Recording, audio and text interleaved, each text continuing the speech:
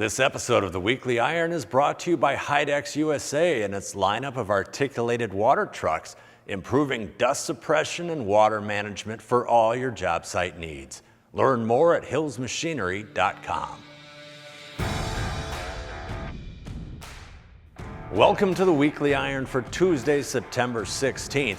Epiroc and Lux Stone have deployed the first fully autonomous drill rig to the quarry market in the United States.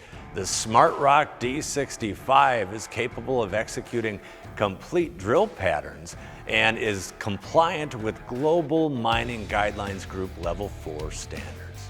In German engineering and greasing news, which could be its own channel, the Lutz Lube Drive is now available in the United States.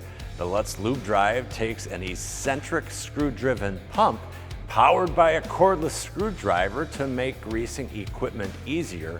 Cordless screwdrivers sold separately. Frank Razon gets the credit for that joke.